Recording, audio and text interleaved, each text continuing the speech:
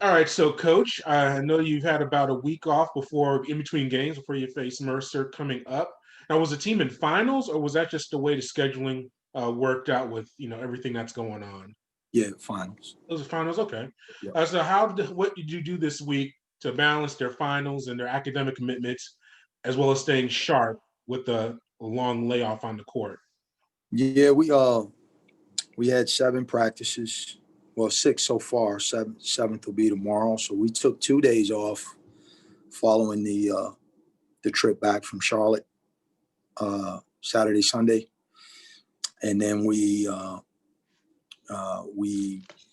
had a light day on Tuesday.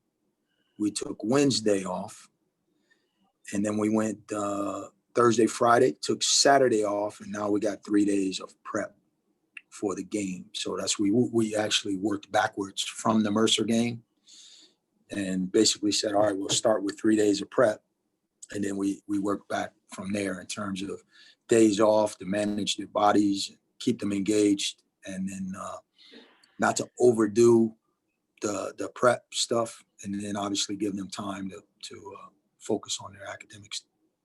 Was this the most time you've had on the court with them since you got back to the training camp in a most consistent time period of a few days? Because I know No, you. we've actually had a couple of good weeks leading up to Okay. the season, unlike a lot of people. So, but the thing that has hurt us more than breaks in the schedule relative to COVID was injuries.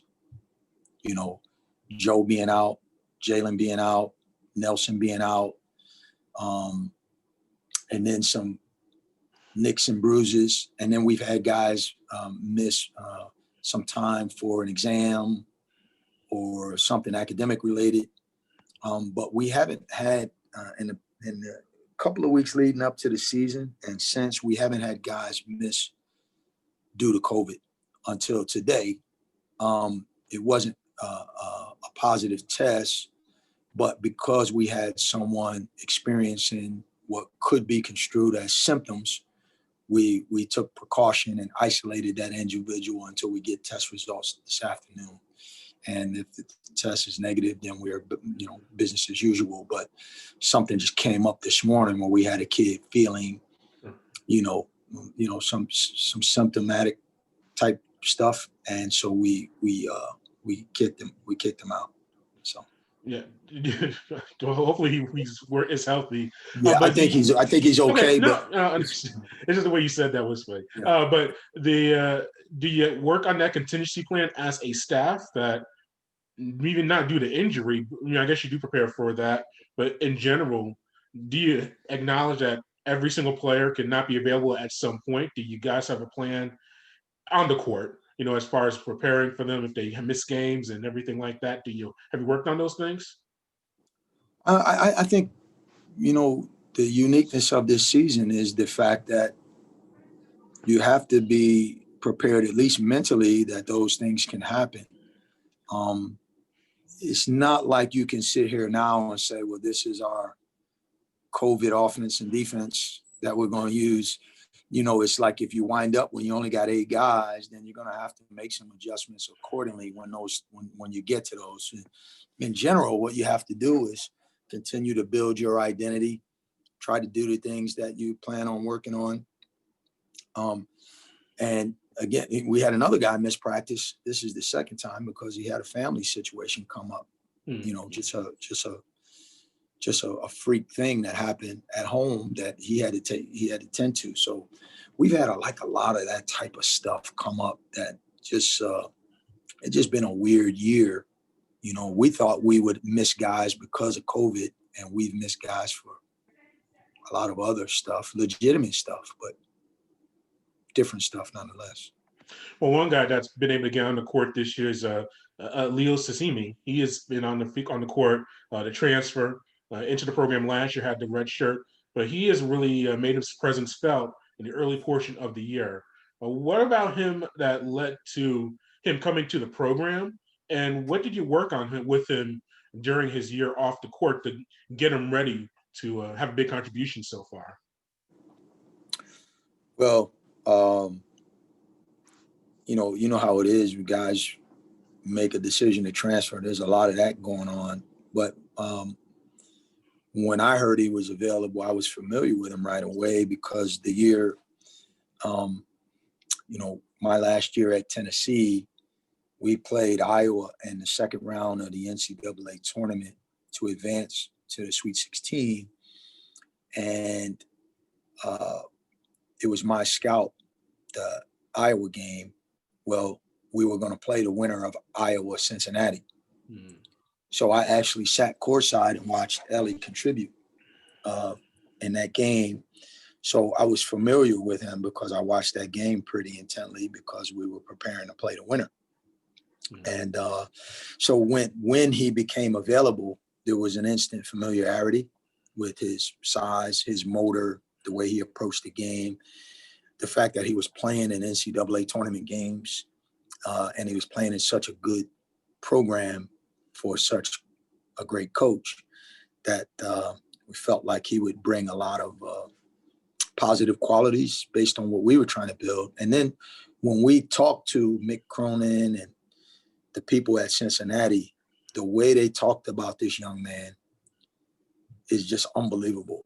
And now that we've been around him, I understand why. But just the love that everyone has for this young man who's been in contact with him is just phenomenal to hear. It's almost like this kid can't be really that good of a guy, But yeah, he checks all of those boxes. So, right away there was a lot of momentum there. And we had a lot of times with transfers, you wind up watching a lot of film and trying to catch up. But the fact that I actually saw him in person made it easier to say, yeah, if we can get that guy, we got to do it.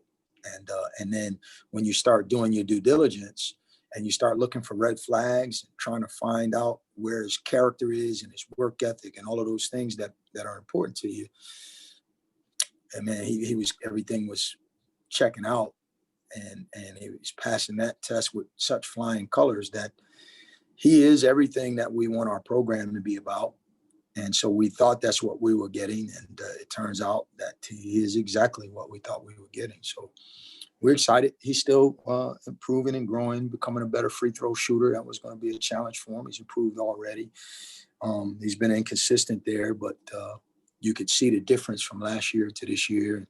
He's got to get more comfortable using his right hand around the basket. Sometimes he just goes to his comfort zone, but he's a guy who can affect games whether he's scoring or not because he plays with such passion and intensity, and he's a great teammate. Yeah, and how big is that for you in a conference like the Sun Belt? There's so many perimeter guys, but to have a guy with size in the interior, that's harder to find in the conference. So how big will you think he'll be, especially when we get into conference play, to have a guy that you can get the ball into, can get you extra possessions, things like that from the interior? Yeah, I think it's great value to it.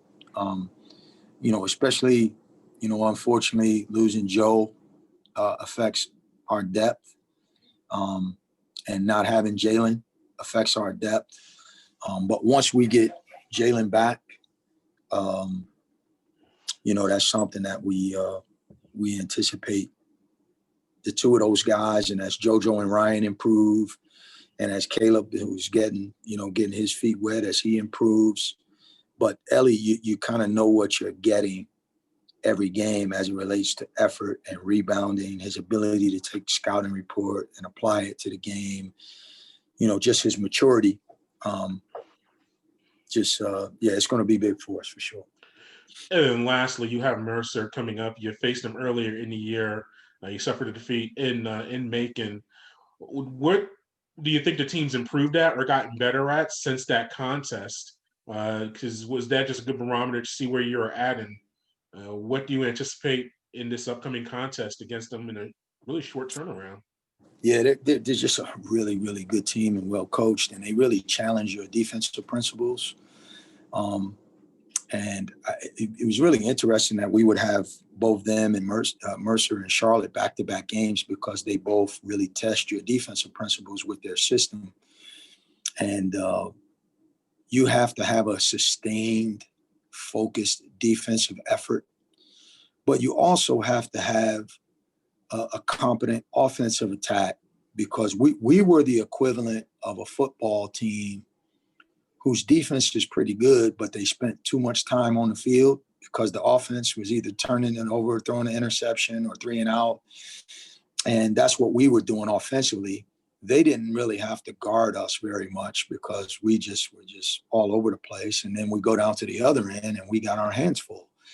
And, so I think if nothing more, we at least learned what that means, what that looks like, that concept of the relationship between offense and defense. We certainly want to play at a fast pace.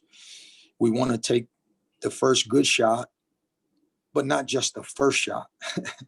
And sometimes I think in that game we lost sight of that. And they're a team that I think, they turned it over quite a bit against Georgia Southern, but Georgia Southern presents some different challenges. They're the kind of team that won't beat themselves by and large. You're actually going to have to beat them. So it's a great challenge for us to see exactly how much we've learned.